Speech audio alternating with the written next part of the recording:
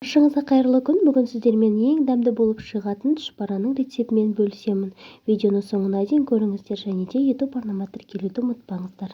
Ең алдымен ыдысымызға салқын суымызды құйып, еттерімізді жақсылап жуып, үстінен тұзымызды салып және ашылған бір дана сәбізімізді салып отымызға қоямыз.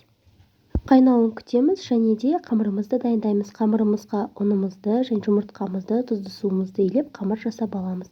Қамырымызды тұндыруға қоямыз. Сорпамыздың көбігі шығып дайын болды. Көбіктерін алып, жай отқа қойып қайнатамыз. Салмасын дайындап алдым. Салмасы өткізілген ет, ұсақталған жуа, дәміне қарай тұз, бұрыш қосып дайындап алдым. Міне қамырымыз дайын болды. Қамырымызды алып, қатты жұқа, қалыпты қалың етіп жайып алмаймыз. Міне дәл осылай қалыңдықта жайып аламыз. Енді оны дөңгелекше тәрізді қалыппен әдемілеп кесіп аламыз.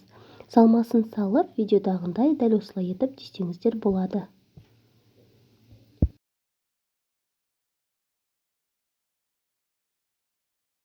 Тұшпарамызды да түйіп дайындап алдым. Енді қайнап тұрған сорпамызға картоптарымызды салып, оны да жақсылап пісіріп аламыз.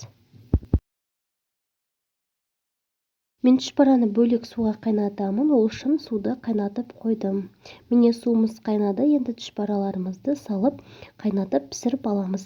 Міне тұшпараларымыз пісті, алып тарелкемізге салып дайындап қоямыз. Кішкене ғана майладым. Міне тұшпарамыз дайын болды. Міне тағамымыз дайын болды, өте дәмді болып шықты. Сіздер де жасап көріңіздер. Видеом сіздерге ұнаса, лайк басып, комментарий жазуды ұмытпаңыздар. Арнама тіркелуді де ұмытпаңыздар. Сіздермен болған Жансұлу.